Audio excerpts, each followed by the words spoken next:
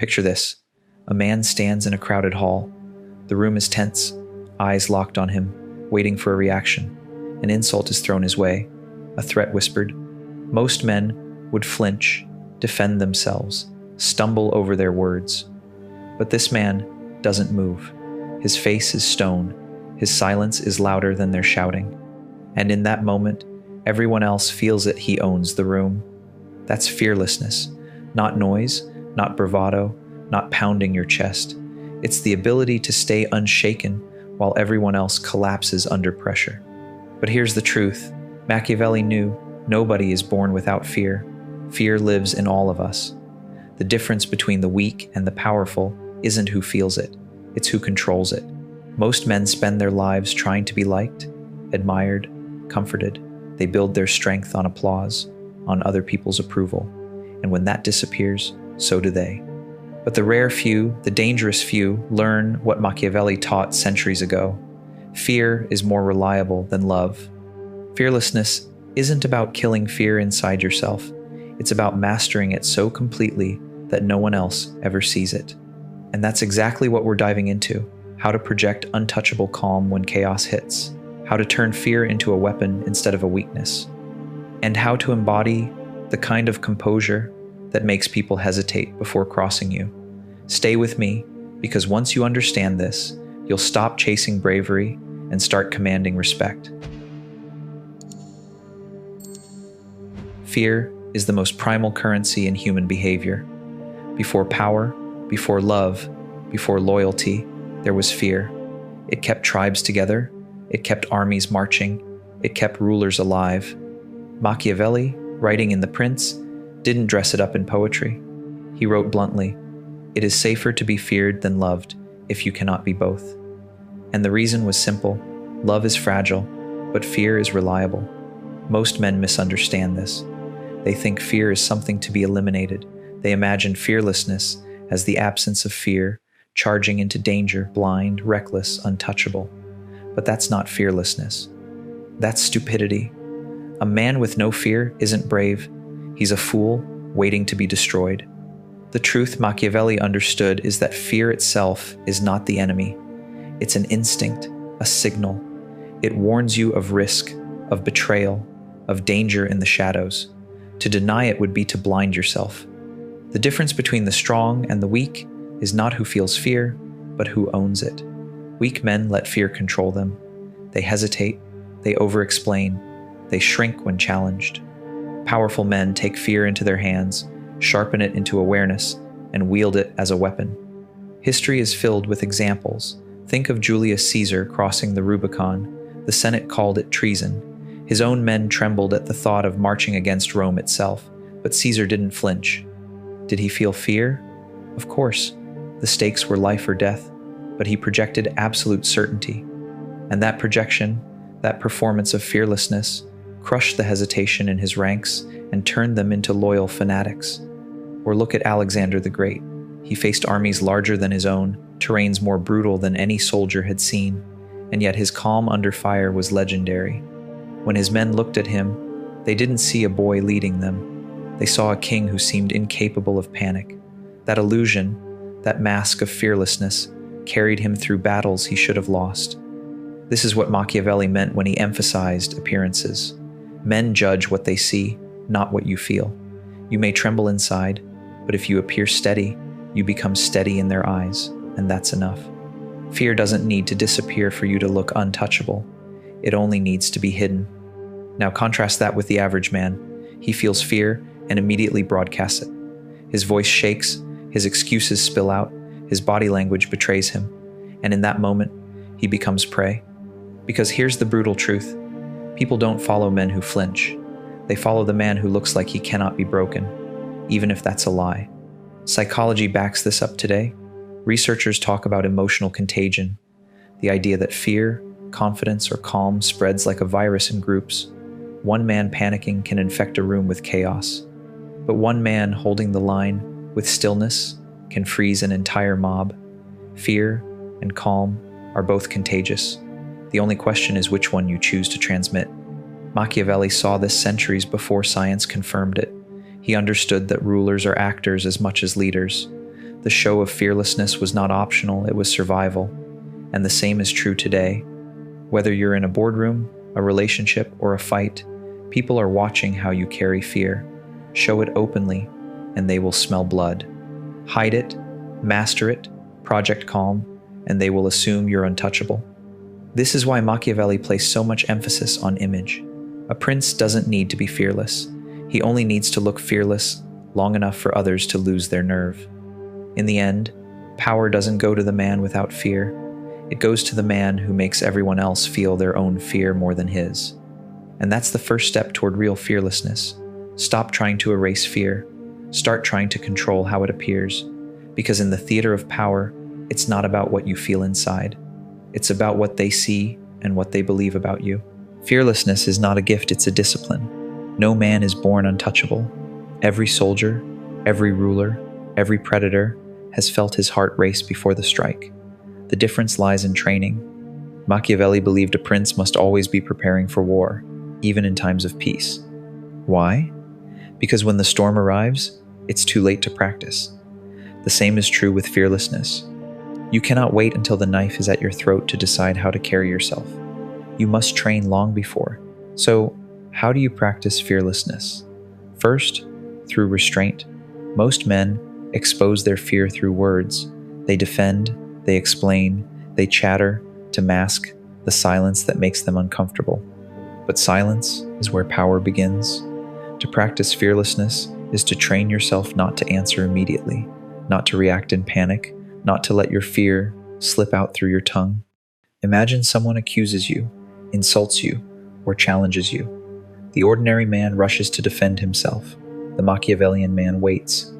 He lets the silence stretch until the other person begins to doubt themselves. This stillness, though simple, is the first weapon of fearlessness. Second, you practice fearlessness through exposure. Comfort is a drug. It keeps you soft, and softness is where fear breeds. To harden yourself, you must deliberately step into situations that trigger unease-controlled risks that stretch your threshold. The general who trains his men in the mud, the cold, and the hunger knows that when the real campaign begins, their nerves won't break. The modern man can do the same.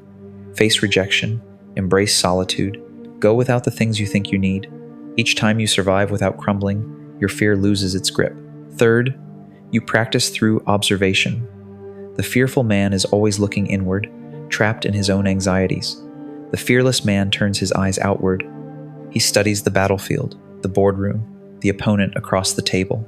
Machiavelli warned that a ruler who ignores human nature will always be surprised by betrayal.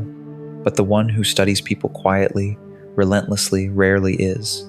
To practice fearlessness is to train your mind to notice more than you feel. When you are watching, you are not worrying. And when you see the patterns before others, fear begins to dissolve into strategy. Look at history for proof. Consider Winston Churchill in World War II. London was under constant bombardment. The people were terrified, their morale on the edge of collapse. Churchill himself admitted privately that he was afraid, but he refused to show it. He walked the streets during air raids. He gave speeches with a calm defiance that made his fear invisible. What he projected was fearlessness, and that projection infected millions with the courage to endure. His secret, he had practiced it for years, in politics, in war, in setbacks so severe they would have broken lesser men. Or take Marcus Aurelius, the philosopher-emperor. His reign was marked by plagues, invasions, and betrayals. Yet in his meditations, he constantly reminded himself of death, of pain, of betrayal, preparing his mind in advance so that when they arrived, he would not flinch. This was fearlessness by design, not the absence of fear, but the mastery of expectation. Modern psychology calls this stress inoculation. Soldiers, firefighters, and even athletes train under controlled stress so that real crises feel familiar, almost manageable. Machiavelli did not use the term, but he understood the principle. You cannot be fearless in chaos unless you've already rehearsed it in silence. But here's the paradox. Practicing fearlessness does not mean becoming stone. It does not mean feeling nothing. It means appearing unshaken while inside, your fear sharpens you instead of breaking you. Think of it like a sword. Raw iron is soft. Heat and pressure harden it. Fear is the fire. Pressure is the hammer, and the man who endures both becomes a blade that cannot be bent. To practice fearlessness is also to practice patience. Most men act too soon. They can't hold the tension of fear, so they rush into noise, an excuse, a defense, an attack. The fearless man waits.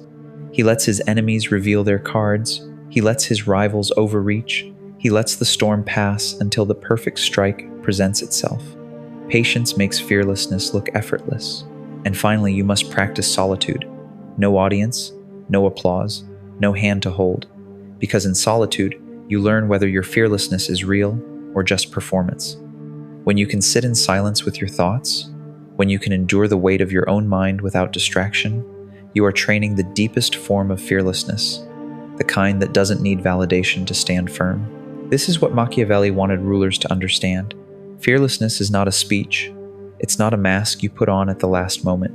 It's a discipline, rehearsed daily until it becomes instinct. And once it does, you'll notice something strange.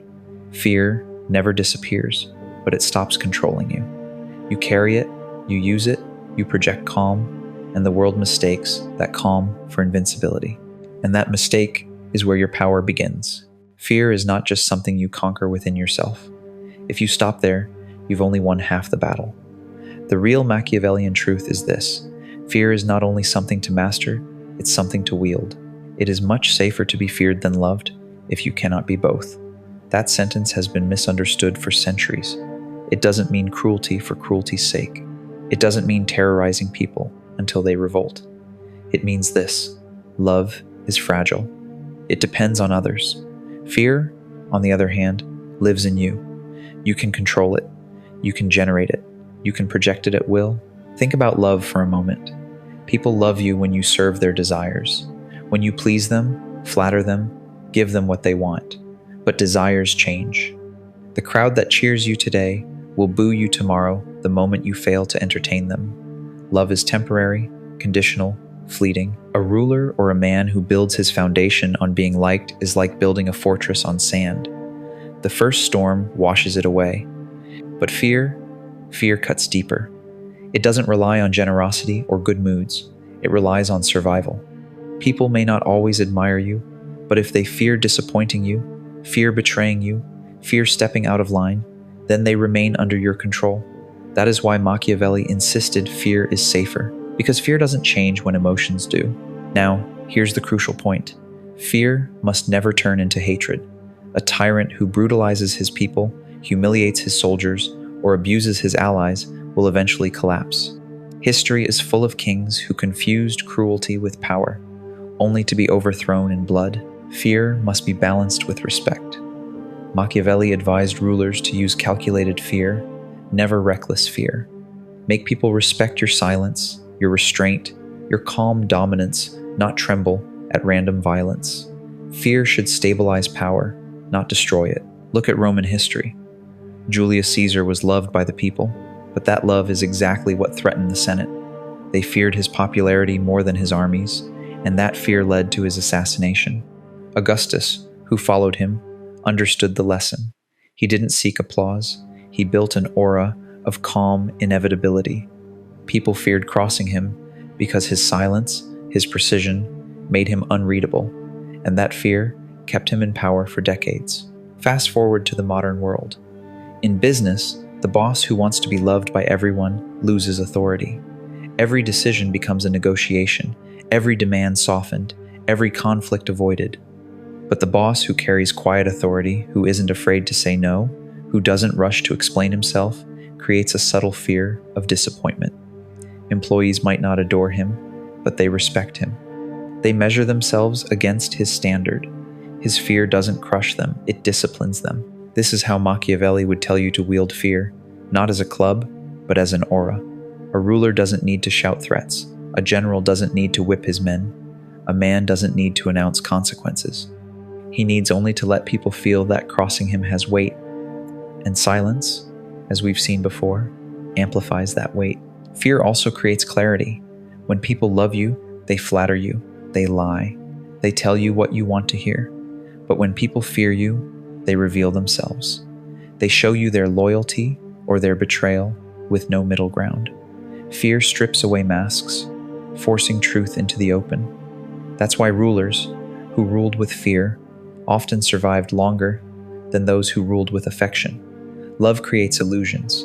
Fear forces reality.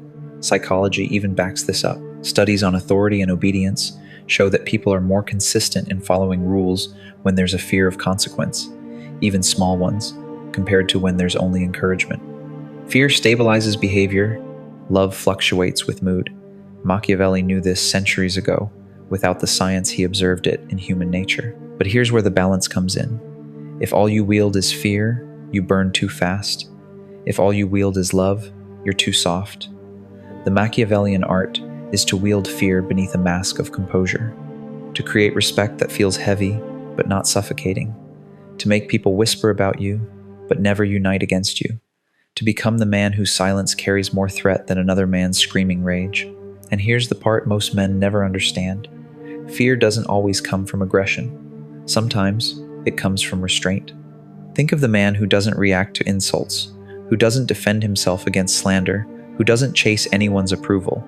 That kind of composure unnerves people. They wonder, what does he know that I don't? What is he planning?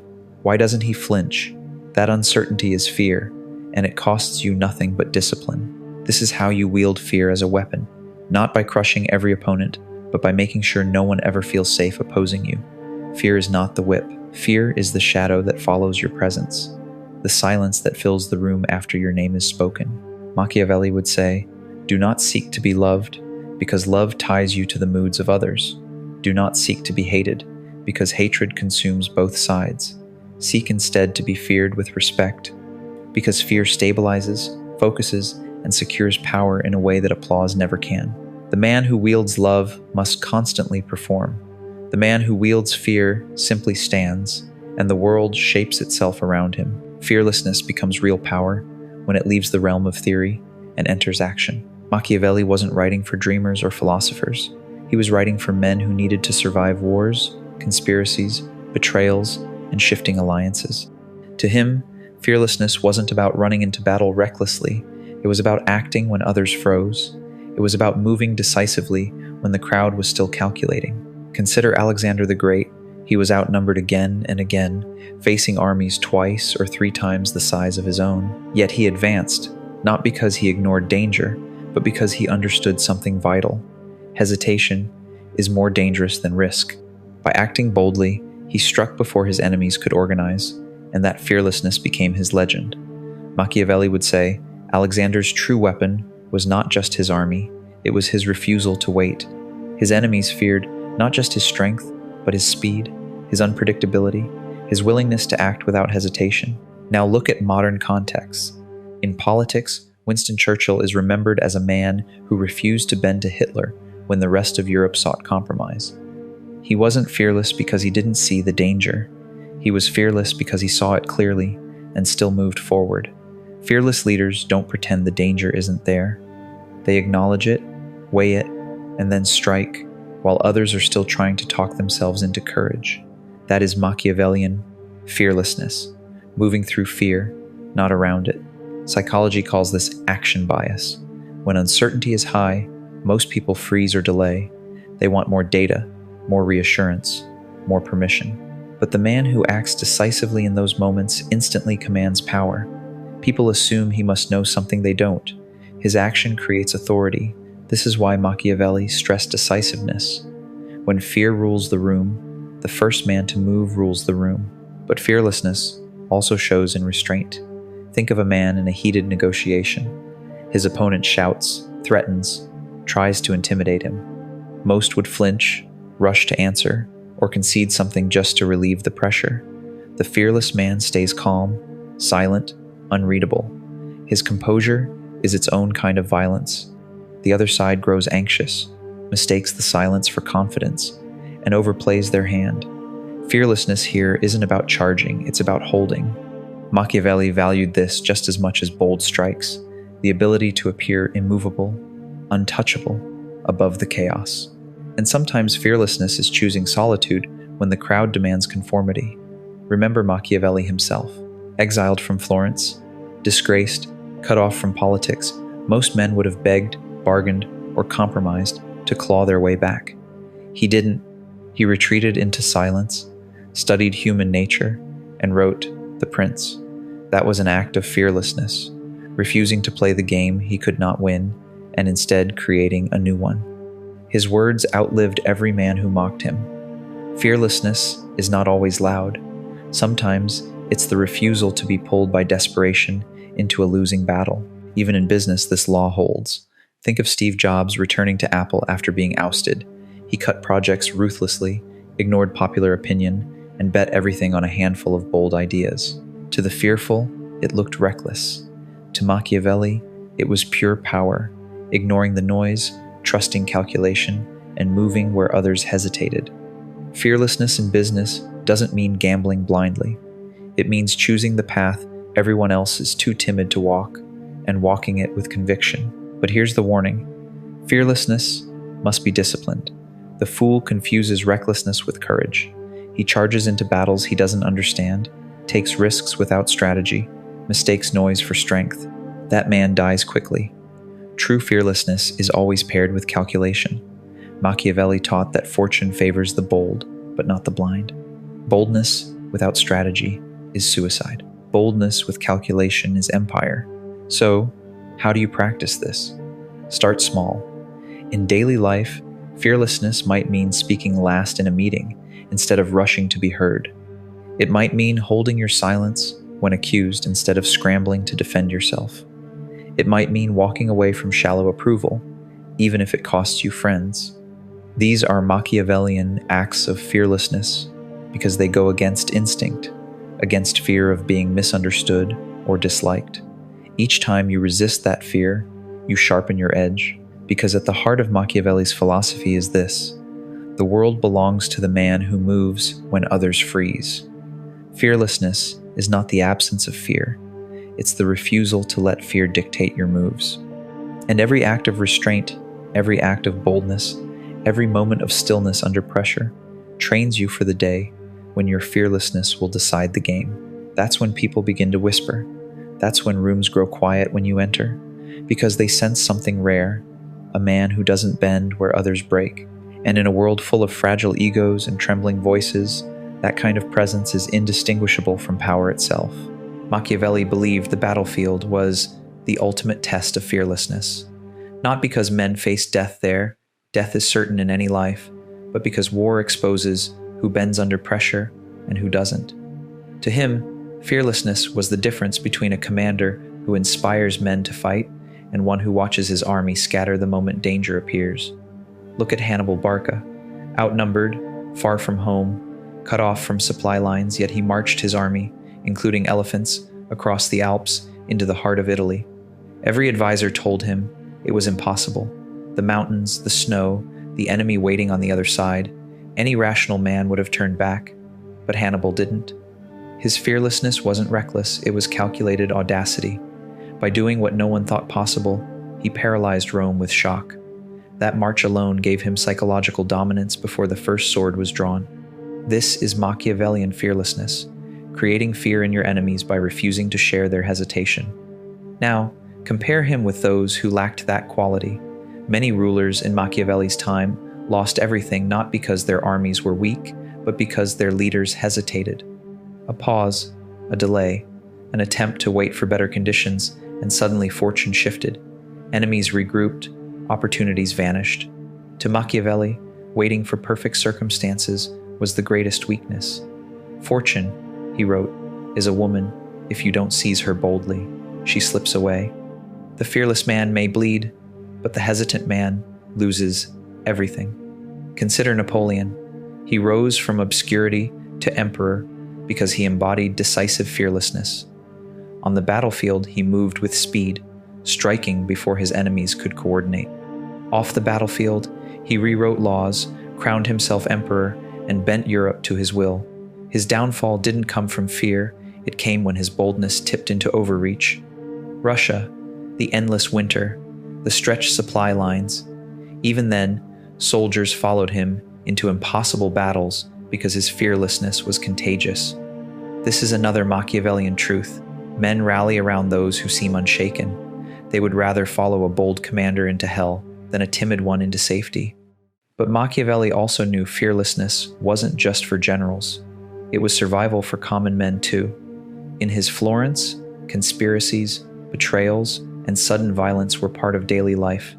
One day you were a trusted ally, the next you were accused of treason. To survive, a man had to appear calm, unshaken, even if his life was on the line. He told stories of rulers who, when captured, met their death without flinching. Why? Because fearlessness in the face of death robs your enemies of their victory.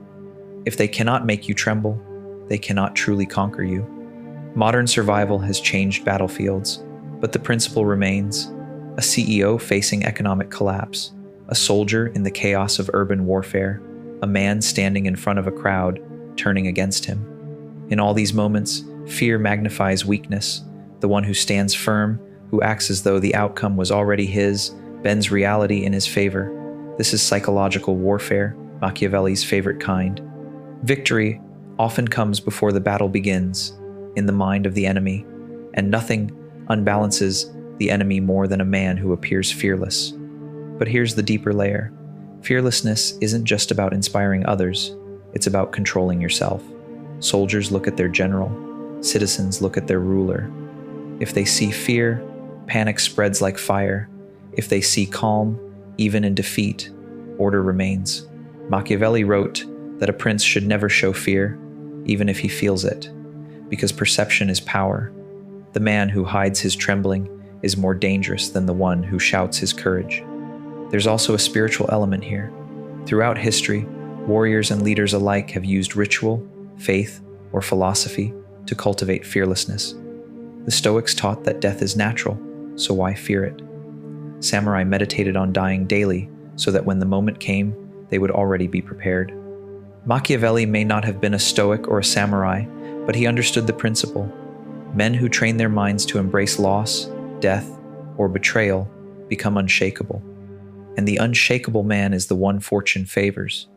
Fearlessness, in war, in politics, in survival, these are all mirrors of the same truth.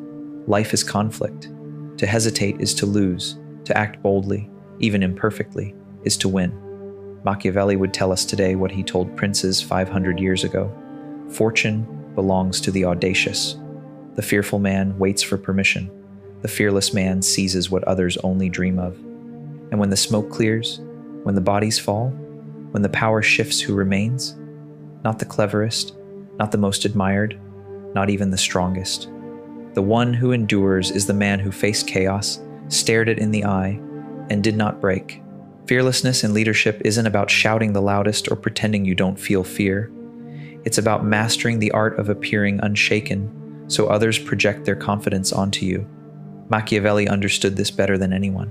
A leader's greatest weapon is not armies, not wealth, not even laws. It is the perception of control. And nothing communicates control more powerfully than calm in the face of danger. Think of Julius Caesar standing before the Roman Senate, surrounded by men who despised him, daggers hidden under their cloaks. He knew conspiracies swirled around him. Yet he entered the chamber not as a nervous man fearing betrayal, but as though he already owned the room. His mistake was underestimating the depth of envy, but the principle remains. His composure gave him power right until the moment the knives struck. Leaders who flinch invite attack. Leaders who seem untouchable, even when threatened, make others hesitate. Machiavelli warned that a prince must avoid being hated, but he must also never appear weak. Fearlessness is the balance. Too much cruelty, and you incite rebellion. Too much softness, and you invite exploitation. But a calm presence, a refusal to be rattled, that creates an aura of inevitability. People follow not because they love you, but because they sense resistance is useless. History offers plenty of examples. Winston Churchill, during the Blitz, didn't hide the fact that Britain was being bombed into ruins. He didn't deny the fear, but his speeches, his bearing, his stubborn refusal to flinch gave people something to hold on to. He embodied steadiness when the world seemed to collapse. Fearlessness, in his case, wasn't pretending bombs weren't falling, it was proving he wouldn't bow to them. That steadiness rippled through the nation. In leadership, fearlessness also takes shape in decision-making. Most people stall, second-guess, and wait for perfect clarity. But a leader who hesitates loses trust. Machiavelli argued that it is better to make a decisive mistake than to drift in uncertainty. Why? Because followers forgive errors more than they forgive weakness. A wrong move can be corrected. Hesitation spreads doubt, and doubt is fatal. When a leader shows fear in choices, everyone beneath him begins to ask if they chose the wrong man to follow. The corporate world offers a modern version of this truth. Steve Jobs, for all his flaws, embodied fearless vision. When Apple teetered on collapse, he returned with absolute conviction in his product and his ideas. Was he always right? No, but his refusal to entertain doubt infected his team with belief. He bent reality by acting as if it had already bent. That is leadership fearlessness, to make others see your certainty and take it as their own. There's also an interpersonal layer. A boss who panics in a crisis loses respect instantly, but one who looks at chaos, breathes, and says, "We'll handle this," even if he has no clear plan yet creates order. People crave that anchor, and Machiavelli would say, perception creates reality. If the leader looks unshaken, the group believes they can survive. If the leader trembles, even the strongest group collapses. Fearlessness also influences enemies. A rival expecting panic finds composure instead. A negotiator expecting desperation meets silence and calm. The fearless leader turns the table by refusing to play the emotional script others prepared for him. That's why Machiavelli insisted rulers keep their true feelings hidden. Not because feelings don't exist, but because once exposed, they can be exploited. A fearless leader isn't emotionless. He's disciplined. He shows what serves him and conceals what weakens him. And let's not forget the symbolic element. Leaders use symbols, gestures, and rituals to project fearlessness. A general eating calmly before battle, a king appearing in public unguarded, a CEO announcing bold expansion during a downturn. These aren't accidents, they are performances of steadiness. Machiavelli would call it theater, but effective theater, because people don't just need leaders to be fearless. They need to see it, to believe it, to feel it. But here lies the paradox. Fearlessness can inspire loyalty, but it can also breed envy. Leaders who seem unshaken may be admired, but they are also targets for those desperate to prove them human. That's why Machiavelli never said fearlessness was enough. It must be paired with prudence, calculation, and the ability to adapt. Fearlessness opens doors, but it also paints a target on your back. The true master balances boldness with subtlety, strength with strategy. And yet, across centuries, one truth never changes. People follow the man who doesn't flinch. They follow him into war, into business, into unknown territory, because his steadiness feels like a compass. Fearless leadership doesn't promise safety, it promises direction. And in a world drowning in uncertainty, direction is the rarest form of power. Fearlessness isn't only for kings, generals, or politicians. Machiavelli's lessons apply to daily life just as much as they do to empires. The truth is, fear governs ordinary men more than they realize. Fear of rejection, fear of failure, fear of judgment. These are the invisible chains that keep most people obedient to mediocrity. Think about how many decisions are made, not from desire, but from avoidance. A man doesn't speak up in a meeting because he fears looking foolish. He doesn't pursue an opportunity because he fears failure. He stays in toxic relationships because he fears being alone. Fear becomes the quiet ruler of his life, dictating every move, while he convinces himself he's being practical. Machiavelli would call that self-deception the greatest weakness of all. To live with personal power, you must practice the same strategy as rulers. Never let fear dictate your actions. This doesn't mean recklessness. It means you learn to act in spite of fear, to control the perception of it first in yourself, then in others. When you walk into a room, if you look calm, composed, deliberate, people assume you are confident even if inside you feel uncertain. That assumption shifts the power dynamic in your favor. Machiavelli taught that perception is stronger than truth. Apply that to your own life. You don't need to erase fear, you just need to train it. Start with small things. Speak when you'd normally stay quiet. Hold eye contact longer than feels comfortable. Say no when you'd normally say yes out of fear of displeasing someone. Each act conditions you to respond like a strategist. not a servant of fear.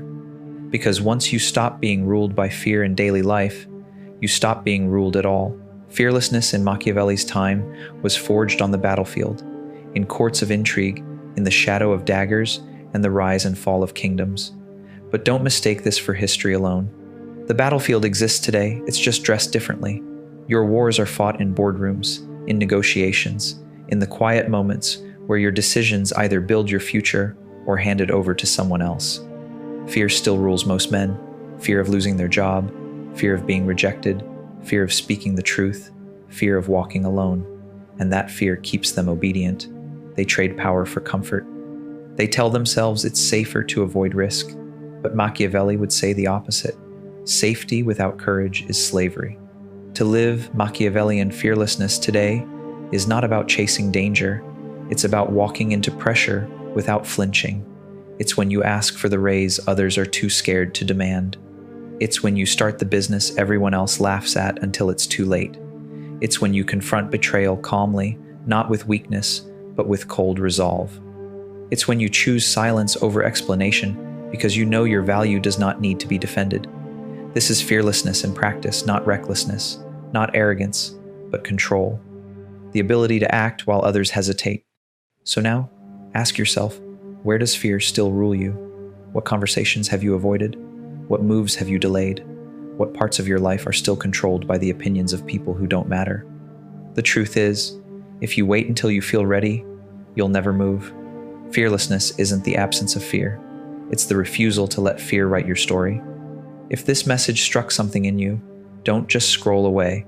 Subscribe, because here, we don't chase comfort, we build power. And if you're ready to live beyond fear, to think like Machiavelli, and act with precision, this is where your transformation begins.